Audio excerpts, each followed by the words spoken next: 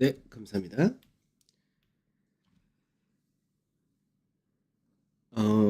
지금 총선 관련해서 물어보시는데, 사실 이거는 이제 앞전에 살짝 언급을 해드리긴 했는데, 지금 선거 결과가 추구조사 결과로 볼 때는 지금 야권에서가 거의 승리를 했다, 이렇게 얘기를 해야 되는데, 이게 결론이 난 건 아니라, 그러니까 출구조사 기준을 할 때 예상되는 거 하나 좀 설명을 해드리긴 하고, 그 다음에 이제 어저께 오늘이죠. 오늘 이제 국내 증시는 휴장이었는데, 어저께 이제 미증시 얘기를 좀 하고, 그리고 좀 전에 이제 소비자 물가지수 발표를 했죠. 그래서 물가지수에 따라서 현재는 미 증시가 크게 하락을 하고 있는데, 여기에 대해서도 좀 설명해 드리고, 그 다음에 환율이 급등하는 부분, 이것하고, 그 다음에 내일이 만기일이에요. 그래서 내일 만기까지 간단하게 좀 설명을 해 드리도록 할게요. 자, 먼저 이제 미증시부터 얘기를 좀 해드릴게요. 미증시는 제가 계속해서 같은 소리만 하고 있는데, 벌써 이제 같은 소리 한 지가 꽤나 돼가고 있죠. 지금 현재 미증시의 위로 올라갈 모멘텀이 있느냐? 없다고 그랬죠. 그러니까 지금 현재 미증시를 놓고 볼 때요. 특히 미국의 기술주 이야기할 때 위로 올라갈 모멘텀이라는 게 지금 당장 없다고 그랬어요. 그러니까 모멘텀이 없는 증시에서는 잘하면 뭐예요? 잘해야 버티기죠. 잘해야 버티기예요. 위가 막혔으면 위로 갈 모멘텀이 없으면 잘해야 버티기예요. 당연하잖아요. 그러면 잘하면 버티기고 아니면 그 다음에 뭐예요? 조정이에요. 관건은 조정을 받는다 했을 때 조정이 어디까지 이어질 거냐, 이게 관건인 거죠. 그러면 미증시가 지난 5개월 동안 상승하면서 모든 추세를 다 깼잖아요. 모든 추세를 다 깼는데, 그러다 보니까 윗자리로 사람들 되게 단순해요. 주식 투자하는 사람들은 다 비슷비슷합니다. 어떤 생각하냐? 막 수익이 나요. 수익이 나면은 기대 수익률이 높아져요. 간단해요. 수익이 나면 기대 수익률도 높아집니다. 왜? 내가 돈을 벌었으니까 앞으로 더 벌 거야. 당연한 기대치예요. 그럼 이 돈을 벌던 사람들은 시장이 꺾인다라는 걸 인식하고 싶냐? 아니요. 절대 인식하고 싶지 않아요. 시장은 안 된다는 생각 자체는 부정적인 생각이에요. 왜? 시장이 올라와서 돈을 벌어야지 내가 좋지. 왜 빠진다 쪽으로 얘기를 하냐. 시장이 왜 안 좋냐. 웃기지 마라. 이 좋은 장에. 이렇게 생각이 들어요. 그렇기 때문에 이런 사람들은 조정이 들어올 때마다 뭐 한다? 매수한다. 빚을 내서라도 저가 매수를 한다라는 기본 마인드가 깔려 있어요. 왜? 지난 5개월 동안 상승했기 때문에. 그러면 문제는 뭐냐? 사람들이 빠질 때마다 좋아라고 사요. 좋아요로 사는데 문제는 뭐라고 했어요? 지금 당장 위로 갈 모멘텀이 없더라. 자, 미증시가 왜 올라갔느냐, 이 부분을 자꾸 따지셔야 돼요. 미증시가 이때부터 올라가기 시작했죠. 작년 11월 초부터 시작해서 올라가기 시작했어. 뭐 때문에 올라갔어요? 여기서 얘가 올라간 상승의 첫 번째 동력이 뭐예요? 금리 인하 기대잖아요. 그러면 앞전에 우리가 1월달 소비자 물가지수 확인하고 2월달 소비자 물가지수 확인하고, 그러니까 실제로 1월달 거를 2월달에 받고 2월달 거 3월달에 받죠. 그리고 오늘 4월달, 오늘이 지난 3월달 동안에 소비자 물가지수가 발표를 한 거예요. 근데 문제는 1월달 소비자 물가지수, 2월달 소비자 물가지수 보면은 여기서 금리 인하 기대가 나올 수 있는 자리대가 어디냐? 없는 거예요. 그러니까 지금 어떻게 됐어요? 6월달 금리 인하 가능성이 48%인가? 49%인가? 여기까지 떨어졌죠. 처음에는 3월달 조기 금리 인하 할 거야, 이 기대감이 사라지면서 5월달 할 거야, 할 수도 있어 하다가 6월달은 해. 이렇게 다시 6월달도 50% 미만으로 떨어졌단 말이에요. 그 50% 미만 떨어졌을 때 오늘 CPI 결과가 괜찮게 나오면 그래, 6월달에는 금리 인하 할 수 있어, 이렇게 되는 건데, 오늘 CPI 결과가 좋게 나오지 않으면 어떻게 돼요? 예상치를 3개월 연속해서 소비자 물가지수가 기대치보다 못한 결과가 나왔잖아요. 그럼 6월달 금리 인하는 없다가 되는 거예요. 앞서 다 해드렸던 내용이에요. 없어요. 6월달 금리 인하 기대치가. 그럼 결국 뭐예요? 상반기 금리 인하라는 거는 뭐예요? 없어진 거예요. 그럼 제가 앞전에 그랬죠. 시장은 두 개 축으로 갑니다. 기본 백그라운드 두 개로만 생각하셔야 됩니다. 첫 번째 뭡니까? 금리 인하. 두 번째 뭡니까? 경기 회복. 그럼 금리 인하는 상반기 동안에는 이제 뭐예요? 없죠. 상반기 동안은 금리 인하 기대치가 없어지는 거예요. 그럼 금리 인하는 건 뭐예요? 통화 정책. 그럼 정책 기대치가 뭐냐? 없었던 얘기. 그러면 정책 기대치가 없는데 경기 회복이라는 부분은 괜찮죠. 경기 회복이라는 부분은 괜찮으니까 어떻게 나와요? 그래? 경기 회복돼? 그러면 결국 뭐예요? 이걸 갖고 모멘텀을 가는 거. 이게 누구예요? 실적이라는 얘기죠. 경기 모멘텀 실적이니까. 그래서 왜 최근 들어서 시장이 약해지고 강해지고 하는 과정에서 상대적으로 국내에서도 거래소보다 코스닥이 더 하락이 크고 상대적으로 수급 배서가 더 약화되고 그 배경이 뭐랬죠? 시장이 정책 이슈에서 실적으로 가는 과정에 들어왔기 때문에. 왜? 위로 추가로 올라갈 모멘텀은 없어졌는데 시장이 나중에 움직이거나 받칠 수 있는 모멘텀 어디서 받아야 되니까? 실적에서 받아야 되니까. 그래서 어저께 미증시가 초반에 어떻게 되냐? 초반에는 엔비디아가 이제 꺾인 거예요. 자, 엔비디아가 얘기했었잖아요. 엔비디아가 지금 여기 추세를 할 때 깨기 직전이라고. 여기가 깨지면 1차적으로는 한번 여기서는 지지받을 거라고. 여기가 직전에 하단 자리니까. 근데 하단에서 한번 지지는 받는데 결국 뭐냐? 깨진다가 되면은 이 마디폭을 깬다 된다. 그러니까 어저께 어떻게 해야 돼요? 미증시가 초반에는 엔비디아가 5% 가까이 급락이 떨어지니까 미증시가 하락이 쫙 떨어진 거예요. 그럼 얘가 왜 떨어졌어요? 새로운 악재 나왔나? 아니죠. 차익 실현 욕구인 거예요. 그동안 강하게 올라왔으니까. 그러면 어저께 엔비디아가 장중에 하락을 하면서 미증시가 출렁거렸단 말이에요. 그러니까 요즘 미증시 보면 특징이 뭐예요? 미증시가 사람들이 괜찮은데 양봉이 많아요? 음봉이 너무 많아요? 그 다음에 저가 매수가 떨어질 때 들어오긴 들어오는데 전체적으로 꼬리가 많이 달리죠. 저가 매수 들어오지만 충격받을 때 훅 떨어진다 되기 때문에. 그러면 어저께 미증시가 하락을 보이다. 엔비디아라는 이런 것들 중심으로 해서 하락을 보이다 반등이 나왔어요. 반등이 왜 나왔어요? 보스턴 여는 총재가 얘기를 해요. 뭐라고 얘기하냐? 내일 발표될 소비자 물가 지수가 컨센서스만 부합을 하면은 올해 금리 인하가 한 차례 정도는 축소될 수도 있겠지만 금리 인하 기조는 변함이 없을 것이다 라고 기대치를 만들어 준 거예요. 그러면 보스턴 여론 총재가 얘기했었던 얘들의 기준이라는 게 뭐였느냐? 부합만 하면은 그 부합만 한다는 얘기가 뭐냐면 소비자 물가지수 컨센서스는 얼마였냐면 3.7%였고 전월 대비해서가 얼마? 0.3%였고 전월 대비해서. 그럼 이게 왜 여론 총재가 부합만 하면은 괜찮다라는 식으로 말을 했었냐면 지난달에가 0.4% 증가를 했으니까 지난달보다는 그래도 증가폭이 꺾였다 이 얘기를 해주고 싶었던 거예요.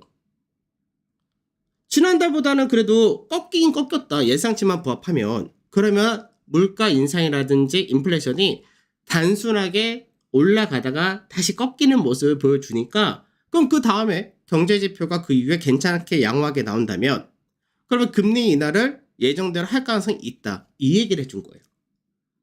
그러니까 시장에서는 요 근래 올라갈 모멘텀도 없는데 금리 인하 기대치가 점점 낮아진 상태에서 기대치를 다시 만들어 준 거죠. 그래서 어저께 미증시가 반등해서 마감. 그래서 보합권 전후의 혼조세 마감이 어저께 미증시였던 거예요. 그러면 오늘 그러면 시장에서 어떻게 생각해요? 다들 기준이 딱 생겼죠. 뭐예요? 컨센서스만 부합해주면 보스턴 여론 총재가 얘기했던 대로 금리 인하 6월 달에 할 수도 있어. 이 기대치가 만들어진 거예요. 어저께. 그러니까 오늘 시장에서 어떻게 돼야 돼요? 예상치 부합을 해줘야죠. 그러면 시장은 좋다라고 생각하는 거예요. 왜? 기대치가 예상치 부합만 하면 돼. 이 생각 해주고 있으니까. 근데 결과치가 어떻게 나왔어요? 어라? 예상치 상회해버렸네. 그러니까 어떻게 돼요? 어저께 조정받다가 반등이 나왔던 요인이 없어져 버린 거예요. 그러니까 아침에 현재 미증시 열리지 않았지만 미선물이 급락이 떨어진 이유가 왜 떨어진지 아시겠죠? 그러니까 미증시가 빠진다. 그 어디까지 빠질 거야? 그게 관건이잖아요. 그러니까 앞전에 해드렸잖아요. 앞전에 미증시가 1차적으로 빠진다. 요 정도까지 떨어져도 괜찮습니다. 여기 정도까지 떨어져도 괜찮아요. 왜? 그동안 올라간 폭이 크기 때문에. 그리고 시장에서 반등이 본격적인 모멘텀 받는 거 언제라고 했어요? 4월 중순 되면 모멘텀 받습니다. 4월 중순 이후부터가 슬슬 들어옵니다. 라고 했죠. 그럼 그때까지 뭐였냐? 그때까지는 시장에서 어떻게? 실적주 중심으로 롱을 잡아도 된다. 대신 뭐? 분할도 계속 모은다 정도. 본격적인 반등은 4월 중순 이후에 나올 거니까. 빨리 나와야. 근데 반대로 단기적인 부분에서 뭐 해라? 숏을 봐라. 파생을 해라. 왜? 단기적인 부분에서는 위가 막혔으면 결국 아래니까. 그렇게 되는 거예요. 그러면 지금 현재 미 선물이 하락을 하면서 국채금리도 올라갈 수밖에 없겠죠. 금리나 기대치가 없었으니까. 그래서 지금 환율이 어떻게 돼요? 원달러 환율이 1363원까지 올라온 거예요. 그 환율이 여기까지는 사람들 그게 충격적인 부분이라 신경 안 쓰고 있는데 요 1360원짜리 대를 넘어가면은 요러면 시장이 신경을 써요. 그러니까 그때는 영향이 좀 한번 들어올 수 있다 정도? 이렇게 될 수 있다는 얘기예요. 그 정도 생각하시면 되고. 그럼 국내 증시 바로 연결해서 보게 되면 국내 증시가 지금 선물 쪽에서 기준 잡아들었죠. 선물에서 기준 어떻게 잡아들었어요? 371포인트. 371포인트가 깨지면 어떻게 된다? 시장에서 그냥 하나 밑으로 무너진다 정도. 봐라. 그러면 1차적으로 어디? 1차적으로 갭을 메우는 자리 때 하나씩 들어온다가 됩니다. 1차적으로. 그래서 어느 정도 수준까지 열어라? 360포인트 정도? 여기 정도 수준까지는 열어둬라. 그러니까 지금 자리에서 뭐 360이라 하면 엄청나게 큰 거 아니에요. 3% 안 돼요. 그래서 전체적으로 조정이 고가 대비 설마 5% 내외. 전체 조정은. 그 정도 우선 생각하시면 되는 거예요. 여기서 뭐 완전 시장이 무너져서 앞으로 박살납니다. 이런 것까지 생각할 필요 없고. 그러면 이쪽은 다 됐어요. 그러면 이제 생각해야 될 부분 이제 또 얘기할 부분. 그러니까 앞전에도 제가 이제 그 얘기를 지난주부터 그 얘기를 하긴 했었는데 선거 결과에 따라서 또 달라집니다라고 했던 부분이 이게 그때는 이제 야당이 이긴다, 여당이 이긴다 그런 거 다 떠나서 지금 사실 기준은 뭐냐면 백석이에요, 사실. 지금 현재 여당이 백석은 사실 좀 불안하긴 하죠. 백석이라는 석 자체가 굉장히 불안한 석이에요. 왜 그러냐면 뭐 뉴스라든지 다 보셔서 아시겠지만 백석이라는 얘기는 야권에서가 200석이라는 얘기잖아요. 200석이면은 개헌도 가능하고 탄핵도 가능하고 다 돼요. 그럼 문제는 뭐냐? 우리 주식시장 관점에서는 탄핵이 문제가 되냐? 안 돼요. 개헌이 문제가 되냐? 안 돼요. 문제 안 돼요. 예전에 박근혜 대통령 탄핵되고 탄핵 통과됐다 해서 주식시장이 무너졌어요? 안 무너졌죠. 불확실성 제거를 하면서 올라갔죠. 행보를 보이고 박스까지 왔다 갔다 하다가 개헌한다고 해가지고 뭐 이게 문제가 엄청 클 것 같아요. 우리나라가 87년도에 개헌하고 그 이후로 헌법 개헌을 안 했으니까 사실 개헌은 시대가 그동안 못 따라왔던 거, 시대가 지나간 만큼 법이 못 따랐던 부분을 바꾼다 부분이기 때문에 사실 나쁘다고 할 건 하나도 없어요. 그러니까 문제가 뭐냐? 정책이 안 먹히는 거예요. 이 말은 뭐예요? 이게 자 선거 끝났으니까 오늘 선거 결과 끝났으니까 제가 말씀드릴게요. 뭐 이게 틀리다 아니다 정답은 아닌데 제가 주식시장에서 25년 됐잖아요. 한 25년 동안 있었는 것 같은데 제가 딱 얘기를 해드릴게요. 웃긴 게 뭐냐면 아이러니한 게 현재 여당이 이제 정권을 받으면은 테마 장세가 무지 길어요. 테마 장세가 진짜 어마어마하게 나와요. 예전에 현 대통령도 그렇지만 박근혜, 이명박 이럴 때마다 정책 테마주들이 어마어마하게 나와요. 왜?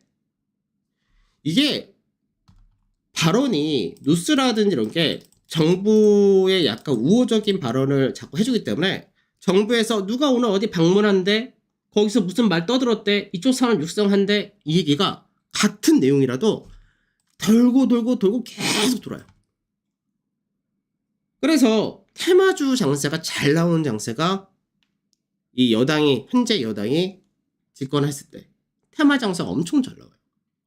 그러니까 뭐 아주 조그만 거 하나라도 이슈만 붙여가지고 막 띄우기를 엄청 많이 하는 거예요.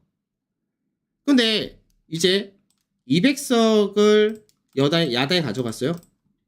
그 이제 앞으로는 뭐냐, 현 정부에서 뭐 추진한대. 뭘 예를 들어 무슨 정책을 우리 뭘 산업 육성할 거야, 추진할 거야 하는데 예산은 어디서 나올 거야? 야당이 협조할 거야? 안 해준다면 그냥 아무 의미가 없다는 얘기예요. 예전에는 그냥 우리가 추진할 거야, 진행해 하면은 그때부터 정책 모멘텀이 딱 들어올 수 있는 게 이제는 안 들어온다는 거예요. 그 이 말은 뭐냐, 시장에서 이슈 테마가 무지 약해진다는 얘기예요. 그 이슈 테마에서 움직이는 게 대부분이 뭐예요? 코스닥이잖아요. 코스닥이 이슈 테마에 제일 민감한 애들이잖아요. 왜요? 코스닥에서 시총이 엄청나게 높으면서 중심을 잡아주는 애들이 몇 개 없잖아요. 다 테마주지. 그러니까 시장에서 4월달 들어올 때쯤 이미 미증시에서도 상승이 막혔고, 국내 증시도 이제 거의 대부분이 이제 쉬어야 될 구간에 들어왔을 때 삼성전자가 빵 튀면서 코스피 지수를 끌어올리고 코스피 지수를 하방 경직시켰다가 코스피인데, 코스닥은 그런 게 없잖아요. 없으니까 좀 어떻게 돼요? 차익 실현이 떨어진과 동시에 모멘텀을 잃어가고 있었던 거예요. 그럼 선거 결과가 이제 불확실성에 대해서 이제 우려감이 이미 어느 정도 선반이 되기도 한 거예요. 이것도 코스닥만 왜 6%대 이렇게 하락이 세게 나왔습니까? 라고 할 때 왜? 지금은 저는 선거 결과 나온 거하고 얘기를 했지만 실제로 선거에 대해서 여론조사라든 이런 것들이 야, 잘못되면은 이번에 야권이 200석 가져갈 수 있겠다, 이렇게 돼버리면은 정책 테마 다 죽어버리겠네. 미리 빠져나간 물량들이 꽤 있었던 거예요. 주로 기관 중심으로. 그래서 코스닥이 하락이 세게 나온 것도. 그럼 코스닥은 당분간 모멘텀이 사실 낙폭과대했다는 기술적 반등 나올 만한 위치가 들어왔는데, 그거 말고 모멘텀이 당분간 없어요. 아까도 얘기했듯이 이슈 장세에서 이제 실적 장세로 갈 수밖에 없어요. 금리 인하라는 기대치는 이제 사라진 거니까. 상반기 6월달 금리나 기대치는 현재 사라진 상태니까. 그럼 이제 남은 거 뭐예요? 실적 말고 기댈 게 없는 거예요. 그러면 시장이 어떻게 되냐? 우선은 시장에서 반등이 나올 수 있어요. 기술적 반등이. 근데 당분간은 이제 위가 얘도 안 나와요. 그럼 여기서 문제는 뭐냐? 신용이 들어왔죠. 왜? 시장이 그동안 꾸준히 상승하니까 여기서 신용이 쌓이는 거예요. 그러니까 여기가 지금 원래 코스닥은 요기라이 때가 작년에 고가 만들면서 물량이 쌓였던 자리인데 딱 요 중간까지 온 거예요. 그래서 여기서 또 물량이 쌓이는 거예요. 여기 쌓였던 물량이 해소가 안 된 상태에서 여기서 또 쌓인 거죠. 그럼 어떻게 되냐? 반등은 가능하되 추세를 잡고 예전처럼 테마 장세가 만들어지긴 너무 힘들어진 거예요. 왜? 원래 다들 알다시피 정권 2년차, 1년차, 2년차, 3년차 여기까지가 정책 모멘텀이 들어온 시기거든요. 4년차, 5년차 되면 레임덕이라고 해서 아예 안 들어오잖아요. 그럼 지금 뭐예요? 1년차, 2년차까지 끝나고 3년차 들어오는 상태인데 이게 없어진 거예요. 그래서 테마는 당분간 어쩔 수 없이 어려워진다? 이렇게 생각하셔야 되는 거고, 그럼 거래소는 그동안 버텼죠. 버텼는데 거래소도 금요일 같은 게 어떻게 돼요? 금요일 아니라 월요일날 어제 같은 게 하락으로 마감을 했어요. 갭상승을 출발해서 1% 가까운 상승 보이다가 하락으로 마감했어요. 왜? 시장에서 모멘텀이 없는 거예요. 그리고 총선에 대한 불확실성에 대한 경계감, CPI 발표를 앞둔 경계감 같이 돌아버리니까. 근데 정작 문제는 뭐냐? 정작 문제는 시장에서 포지션이 안 나와요. 밑자리가. 그러면 외국인들이 얘네가 금요일날도 마찬가지지만 지금 현재 외국인들 수급을 딱 볼 때 외국인들 수급 제가 그랬죠. 3주 동안 보면은 3주간 삼성전자를 제외하면 매수가 없다고 그랬죠. 나머지는 차익 실현 떨어진다 했었죠. 근데 얘네가 포지션에서 선물을 많이 지고 있는데, 제가 앞전에 참 그런 얘기 파생강좌 할 때도 얘기하고 많이 했지만, 외인들 선물 매수가 많다? 외인들 선물의 매수가 많다? 이거 되게 불안한 거라고. 왜? 선물 매수가 많다는 얘기는 시장은 긍정적으로 본다는 얘기도 맞지만 과열이라고 그랬잖아요. 그럼 선물 매수가 많은 거는 결국 뭐 해야 돼요? 청산을 해야 돼요. 결국은 청산해야 돼요. 청산은 어떻게 해야 돼요? 팔아야지 청산이죠. 말 그대로 매도를 해야지 청산인 거예요. 그럼 얘네가 54,000개까지 샀던 거에서 지금 37,000개인가 지고 있는데 2만 개 가까이 팔았다가, 그럼 아직까지 물량이 많죠. 근데 만에 하나, 이건 만에 하나요? 미증시가 양호한 조정에서 끝나는 게 아니라 갑자기 양호한 조정 끝날 듯 했는데 거기서 갑자기 악재가 나와서 또 무너지네? 그렇게 되면 어떻게 해요? 선물 쪽에서 매수 물량이 매도까지 바뀌어요. 이게 언제요? 이게 1월달이에요. 왜 1월달에 시장이 수직으로 10% 떨어졌느냐? 선물 매수 과매수해서 과매도까지 바로 떨어지는 바람에. 그러고 나서 2월달에 왜 바로 급등이 나왔느냐? 과매도였던 게 다시 과매수 들어왔기 때문에. 그럼 지금은 어떻게 하냐? 선물 쪽에서 물량이 너무 많은 거예요. 그러니까 지금은 외국인들 살 수 있는 물량도 있어요. 제가 그랬잖아요. 지금 현재 외국인들이 선물에서 살 수 있는 물량, 하나 세게 올릴 수 있는 물량 하나 있고, 여러 개. 프로그램도 그동안 나가다 보니까 하나 세게 올릴 수 있는 물량도 남아있다. 근데 문제는 그 세게 올릴 수 있는 물량이 하나밖에 없는 거야. 하나치밖에. 그 하나치가 월요일날 나올 수도 있고, 화요일이죠. 화요일날 나올 수도 있고, 목요일날, 만기일날 나올 수도 있고, 그 다음 주 금요일날 나올 수도 있고, 언제든지 하나 나올 수 있어요. 반대로 무너뜨릴 수 있는 물량도 무지 많은 거예요. 그럼 얘네가 화요일날 뭔 짓을 했냐면, 화요일날 얘네가 시장을 처음에 높게 출발했죠. 지수 자체가 굉장히 높게 출발했잖아요. 높게 출발해서 378포인트까지 갔었단 말이에요. 그러니까 직전에 고가가 380인데 337.5에서 377.5에서 380, 여기가 고가권이란 말이에요. 이 라인 때 다시 집어넣었던 거예요. 아침에, 오전에. 그러면서 얘네가 뭐였냐? 갖고 있었던 콜 377.5, 여기를 무지하게 많이 지고 있었단 말이에요. 이거를 계속 지면서 가는 거예요. 그러니까 사람들이 생각할 때, 야, 이거 하나를 뽑으려고 끝까지 해먹으려고 하나 보다. 저도 그 생각이 들었었거든요. 야, 끝까지 이거 하나 해먹으려고 하나? 근데 이제 어떻게 해요? 확 무너지죠. 확 무너졌어요. 확 무너뜨리고 나서 그 하방을 잡았냐? 하방 안 잡았어요. 그럼 얘네가 월요일에 뭐라고 했죠? 여기는 어차피 외가이기 때문에. 여기는 외가이기 때문에 수량은 무지 많아도 가격대가 위로 빨리 안 올라가면은 여기는 가격이 죽어버려요. 그러니까 결국 어떻게 되냐? 여기 수량은 많지만 가격은 어떻게 해요? 죽어버렸어요. 가격은. 그러니까 외국 입장에서는 지금 어떻게 했다? 결국은 양매도 포지션인 거예요. 결국 양매도 포지션이에요. 그러니까 양매도 포지션 어떻게 잡혔어요? 푸세에 대해서 매도가 200억, 콜에 대한 매도가 100억. 그럼 얘들 입장에서 뭐예요? 세게 빠지면 좋을 게 없다죠. 세게 빠지면 좋을 게 없다예요. 그럼 얘네는 어느 정도 원한다는 얘기야? 요 정도 원한다는 얘기예요. 중간 정도. 370에서 370.5. 요 정도 원한다는 얘기예요. 그러면 시장에서 오늘 현재 미증시 아직 출발 안 했는데, 미증시가 하락이 아주 세게 떨어지지 않으면, 하락이 그냥 적당히 끝나면 국내 증시에는 선거 앞두고 CPI 발표 앞두고 선방향 일부 한 거란 말이에요. 그럼 내일 시장에서 어떻게 버틸려고 할 거란 말이에요. 어디를? 여기를.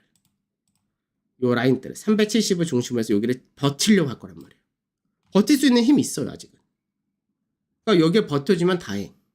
그런데 만기가 끝난 다음이건 다음 주가 됐던 시장에서 여기를 많이 이탈하게 생긴다면 어떻게?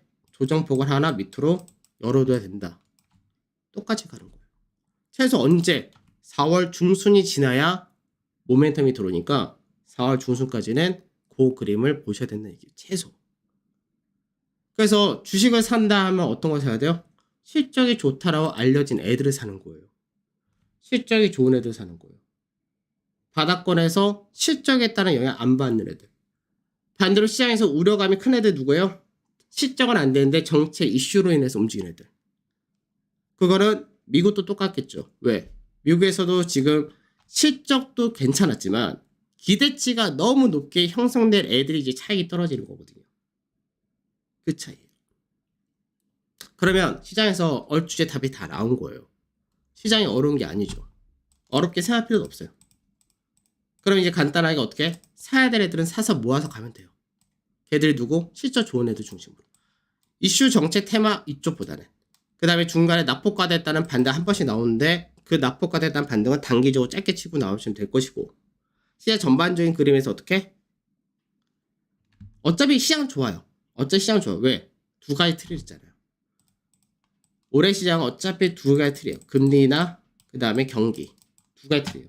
그 무게추가 일로 완전히 넘어온다 정도가 되는 거고 나중에 또 시간 지나면은 금리나 기대치 다시금 생겨요. 지금 당장은 다 죽었다가 되지만 나중에 시간 지나면 생겨요. 그래서 그렇게 보고 가시면 돼요.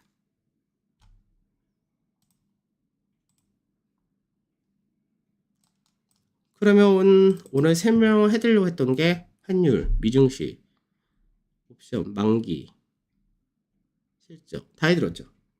생각보다 빨리 끝났네요. 앞전에 다 얘기했던 거라서 그런가? 생각보다 굉장히 빨리 끝났네요. 물어보실 거 말씀 주세요.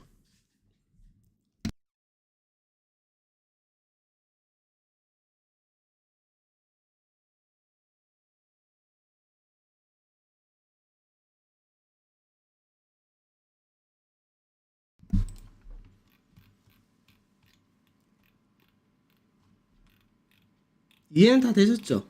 별로 어려운 내용은 아니라서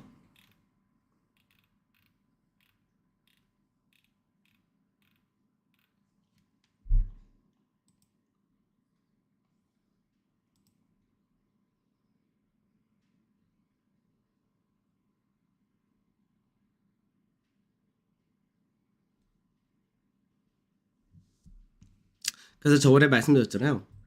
당분간은 주식에서도 이제 중간 단기 매매 하시고 하실 분들은 수익 내기 어렵잖아요.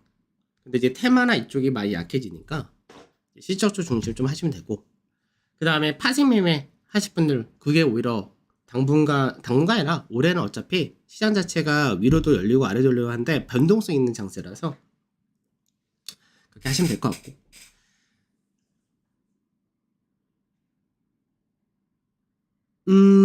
그러니까 저는 그러니까 제가 손절을 잘 안 하는 스타일이거든요. 손절 잘 안 하는 스타일인데 왜 그러냐면 저는 분산을 시켜놔서 그래요. 종목을 분산시켜 놓고 비중 조절을 하면서 나중에 좀 물려있는 것도 나중에 추가해서 나와도 된다 이런 관점인데 대신에 저와 이제 대형주 중심의 매매를 하니까 거기서 좀 차이가 있는 거고 근데 이제 뭐 딱 너무 비싸다 너무 비싸고 이제 시장에서 신용도 많다 이런 애들은 봐가지고 아니다 싶으면은 일부는 손절하는 것도 좋다고 생각을 해요. 그러니까 그거는 이제 종목별로 좀 차이가 있는 부분이라 그래서 그거는 이제 판단 좀 잘 하시면 될 것 같고 시장 자체가 안 된다는 건 아니에요. 저는 시장 되게 좋게 얘기하는 사람이잖아요. 그렇기 때문에 시장이 안 좋다가 아닙니다. 시장은 좋은데 이제 중심을 가느냐 안 가느냐 이런 것들 좀 생각하시면 될 것 같고 차이 실현 할 건 차이 실현 하세요. 너무 과하게 올라간 건 맞잖아요. 과하게 올라간 애들은 좀 비중 줄이시라고 저번에도 말씀드렸었는데 4월 초에도 그 얘기 해드렸잖아요. 그때 똑같은 질문을 하셨던 분이 계셨어요. 소부장도 비중 줄여야 되냐고. 줄이시라고. 과하게 올라간 애들은 줄여야 되는 거예요. 그 다음에 밸류업은 상관이 없다고 그랬었어요. 그때도 그 얘기 하셨던 분들 계셨는데 밸류업은 그거하고 상관이 없어요. 그래서 밸류업 쪽은 어차피 동일해요. 왜? 제가 똑같이 얘기해 드릴게요. 밸류업이다 라고 할 때 중심에 들어간 애들의 첫 번째 조건 뭐냐? 첫 번째 조건이 똑같았었죠. 뭐였죠? 충분한 실적. 충분한 실적이 있는 애들이 밸류업에 포함이 되는 애들이라고 했단 말이에요. 지금 제가 뭐라고 했죠? 오늘 시장에서 이슈 장세에서 실적으로 갈 수밖에 없는 여건. 걔들 실적이잖아요. 그죠? 그 다음에 내일 하단이 370 정도 보이나요? 라고 했는데 봐야죠. 오늘 미장 우선 끝날 때 보고 그러니까 미장이 지금 위치가 자 봐봐요. 미선물 나사 선물인데 나사 선물이 지금 빠진 자리가 어디냐면 여기에요. 지금 요 자리 때 바로 직전 저점 있죠. 여기서 지금 반등 나왔어요. 나사 선물이. 그래서 나스닥이 제 생각에는 오늘 나스닥이 0.8 그 정도로 끝나면 국내 증시는 내일 뭐 그렇게 크게 영향이 있을 거라 생각 안 들어요. 내일은 만기 아까 포지션을 보고 했을 때도 그냥 무난하게 끝난다. 그런데 만일 하나 나스닥이나 미증시가 2% 이상의 급락이 떨어진다 되면은 내일 아침 출발은 당연히 이탈해서 출발할 수 있다. 그렇게 되겠죠. 그런 부분들이 있는 겁니다. 어저께죠. 오늘 그죠. 어저께 지주사들이라든지 나머지 애들 5장 들어서 전체적으로 밸류 관련이다 애들 빠졌던 부분도 어디요? 텔레그램이라는 데서 다 이게 나와서 그래요. 뭐 범야권이 200석을 차지하게 되면은 어디야? 밸류업주들은 이제 힘들어진다, 뭐 어쩐다 저쩐다 했었잖아요. 그러니까 걔들 상관이 없어요. 왜냐면 야권에서 주식 관련해서 얘기가 나왔던 부분은 이제 양도세 관련이지 밸류 관련은 해당이 안 돼요. 그다음 삼성전자 어떠냐고요? 삼성전자도 조정 좀 받긴 받아야죠. 근데 저는 삼성전자에 대한 관점이 똑같은 게 83,300원 전후가 적정. 이번 마디는 83,300원이 적정. 그거 이상은 당분간은 단기 과열. 그래서 삼성전자는 조정이 받는다가 되면은 받긴 받아야죠. 삼성전자도. 근데 뭐 그렇게 큰 센 조정이냐라는 부분에서는 그냥 현재 위치에서 그냥 고만고만 그 정도. 그 다음에 내일 공개 방송 하냐고요? 내일 목요일이죠. 저녁 공개 방송 할 거예요. 저녁 공개 방송 할 거고. 그 다음에 전력 유지 보수 쪽은 실적은 좋은데 요 근래는 좀 과열이에요. 전력기기 쪽에 실적이 꾸준하죠. 수주 산업이라서. 근데 요 근래는 과열이에요. 왜냐면은 중간에 실적 모멘텀으로 가다가 얘네가 HBM을 비롯해서 이쪽 관련된 업황이 결국 AI 관련된 쪽이 전력 쪽이 대형 수혜가 된다라고 하나 업을 또 시켜버렸어요. 그러니까 기존에 잘 가던 거에서. 그래가지고 약간 과열이에요. 그 다음에 선거 때문에 원전 쪽이 타격을 받을까요? 라고 할 때 사실 원전 관련해서 뭐 그렇게 크게 한 게 없었어요. 근데 이제 자꾸 원전을 육성하겠다라는 얘기를 자꾸 해서 그러죠. 그래서 실제로는 제 생각에는 원전 쪽은 타격을 받을 건 없어요. 다만 원전 쪽은 타격받을 게 없는데 다만 신재생 관련된 태양광이나 풍력 같은 경우는 그동안 현 정부가 너무 억눌렀잖아요. 오히려 반대로 그쪽이 수혜를 좀 받을 수 있다. 저는 약간 그런 쪽으로 봐요.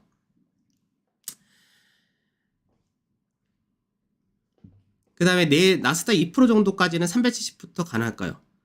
그러니까 2% 이상 빠지면은 그거보다 확 더 밑에서 당연히 끝난다 되니까. 당연히 그거보다 밑에서 출발한다 되니까. 그렇게 될 때는 그렇게 안 되니까. 그러니까 환율도 제가 그 얘기 드렸지만 환율이 높게 올라간다 했을 때 환율이 올라가면은 우리나라 수출 기업들이 중요하잖아요. 수출 기업들은 오히려 좋죠. 가격 경쟁력이나 뭐나 좋아요. 근데 항상 환율이 올라가면은 외국인들이 환차손에 대한 우려가 커진다라고 하면서 이게 부정적으로 작용을 한 건데 실제로 지금 실적 장세로 이제 실적으로 갈 수밖에 없는 상황에서는 환율이 높은 게 그렇게 부정적인 것만은 아니에요. 다만 환율이 어디가 고점인지 모르고 계속 올라가면은 그게 불안한 거죠. 그러니까 시장이 불안하다 했을 때는 환율도 올라가면은 사람들이 기존에 갖고 있던 생각 때문에 불안해, 안 좋을 거야 라는 인식이 들어오긴 합니다. 다만 우리가 경기 자체가 불황이 아니라 경기 자체가 좋아진다라는 전제가 있는 상태에서 환율이 올라간다 했을 때 이거를 외국인들이 환차손이 아니라 나중에 환차익을 보는 관점에서 본다면 매도 물량이 그렇게 가파르게 떨어질 가능성은 낮아요. 그래서 환율이 근데 단기적으로 1360원 넘어간다 했을 때는 시장에서 불안감은 좀 높아진다는 부분은 어쩔 수 없을 거예요. 그래서 아까 환율이 1360원을 넘어가면 어디까지 나올까라는 부분을 잠깐 봤는데 1380원까지도 나올 수 있는 그림이긴 하더라고요.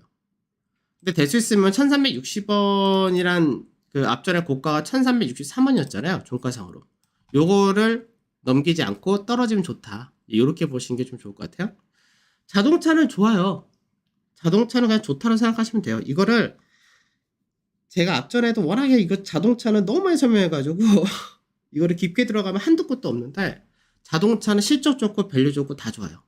그리고 현재 주도권이 전기차 업체들한테 있는 게 아니라 오히려 하이브리드라든지 투트레절라 쓰는 쪽이 점점 더 좋아진 쪽이라서 이쪽이 좋다고 생각하시면 될 것 같고, 그 다음에 방금 원전 관련해서 설명해드렸죠. 그래서 저는 개인적으로 원전 쪽에 타격을 받는다 관점보다는 신재생이 차라리 태양광이나 풍력 쪽에 더 모멘텀 잘 들어온다 이렇게 보는 거라서. 그 다음에 이란하고 이스라엘에 아직 별다른 뉴스 없죠. 아직까지 별다른 뉴스는 없고, 유가라든지 환율이 더 올라갈 수도 있죠. 더 올라갈 수 있는데 어느 정도 이제 얘들도 지금 이제 뭐 더 확산시킨다 쪽으로는 약간 안 가는 것 같아요. 그런 것 같고, 그 다음에 중국? 중국도 한번 볼까요? 중국도 무난하죠. 현재는. 중국도 지금 뭐 경기라든지 이런 것들이 얘들 현재 무난하게 전개가 되고 있는 케이스예요. 그래서 뭐 이런 것들 크게 신경 쓸 거 없을 것 같고, 한일 수혜주는 주로 대부분 비쌉니다. 한일 수혜주는 대부분이 자동차를 중심해서 수출주니까 그 정도 보시면 될 것 같아요.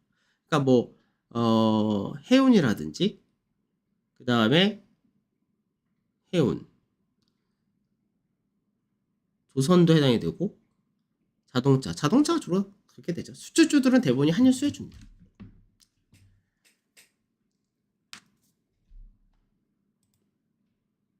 자, 여기까지 할까요, 오늘? 여기까지 하고, 파생이랑 같이 하실 분들은 저한테 오시면 되고, 대형주, 저희는 포트 잡고 움직인 쪽이라서 조금 대형주 중장기고, MSCI 코리아 인덱스는 설명 안 해드렸어요. 이것도 해드릴까요?